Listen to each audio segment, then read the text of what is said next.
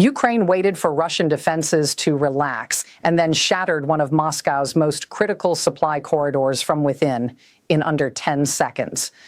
At 3:42 a.m., beneath a thick blanket of fog, the outskirts of Kupiansk felt frozen in anticipation. Just 14 kilometers from the Russian border, silence pressed down on the Oskol River Valley.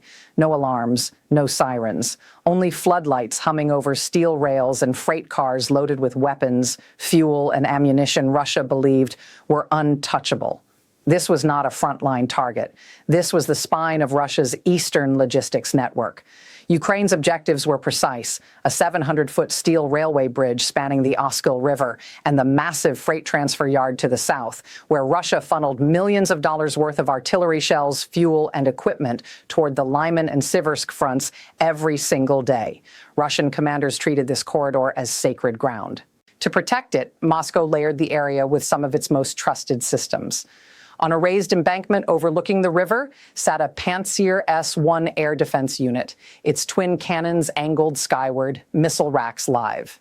Nearby, an early warning radar swept the valley, scanning for heat signatures and flight anomalies. Floodlights cut white scars across the darkness. Infantry patrols moved constantly along the tracks.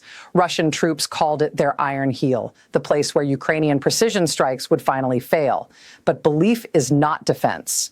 For weeks, Ukrainian reconnaissance drones had been probing the perimeter, mapping firing arcs, testing reaction times, learning the rhythm of Russian complacency.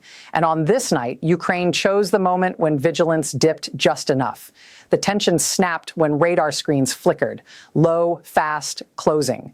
Spotlights swung toward the river. The Panzer turret rotated, cannons revving as operators shouted corrections. To Russian crews, it felt like the beginning of another false alarm, something they had rehearsed 100 times. They were wrong. While Russian defenses fixated on phantom contacts, Ukraine's real strike force was already moving. 18 long-range attack drones, a coordinated mix of Beaver and Scythe models, skimmed just 20 to 30 feet above the Oskol River, flying nap of the earth. The river itself acted as a natural radar shield, bending signals and drowning the drones in electronic noise. Each drone had a role. The Beaver models carried concrete-penetrating warheads built to crack hardened structures. The Scythe variants carried high-explosive payloads, optimized to ignite fuel and ammunition. 2 strike groups peeled off first, 12 drones banking south toward the freight yard. The remaining 6 stayed low along the river, locked onto a single point, the bridge's central support pier. Destroy that pier, and Russia's supply artery to the eastern front would snap overnight. Floodlights swept wildly across the water, but the drones were invisible, too low, too fast, too quiet.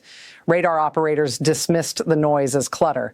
The call went out, false alarm. Seconds later, the truth arrived. 3 Beaver drones surged upward from the riverbank and slammed into the bridge pier in rapid succession.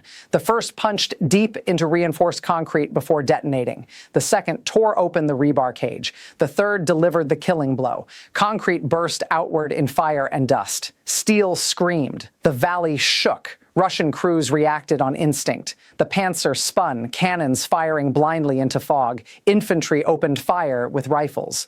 Decoy drones lit up the radar screens, drawing missiles and tracer fire away from the real attack. But it was already over. As the bridge groaned and began to fail, the second wave hit.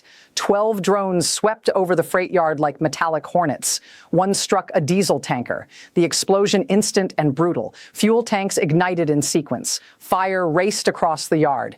Ammunition cars began to cook off, detonating one by one. Rail cars flipped. Containers burst. Shockwaves rolled through the facility. Within minutes, the entire hub was burning as a single inferno. Then the bridge finally gave way. With a sound like tearing metal and collapsing thunder, a 215-foot span collapsed into the river, severing the rail line completely. The Oskol churned with debris. Russia's lifeline was gone. By dawn, satellite heat signatures confirmed the scale of destruction. 70% of the freight facility destroyed, fuel storage obliterated, ammunition lost, rail cars reduced to twisted frames. Russian logistics communications from the sector went silent. For Russian commanders, the nightmare was immediate.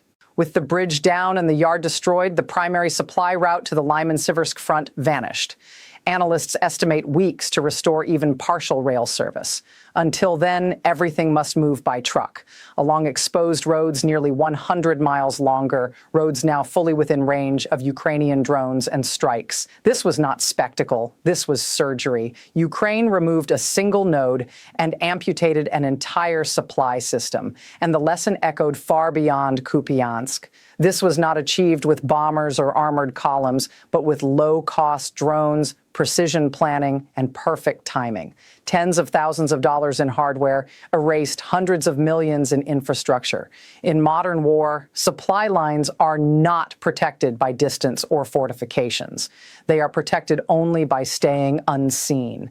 The moment your coordinates are known, you are already a target. For Ukraine, this was proof of concept. For Russia, a warning. For every military watching, a glimpse of a future where small, smart, and silent can break the backbone of a war. And tonight, that future arrived, deep in Russia's rear.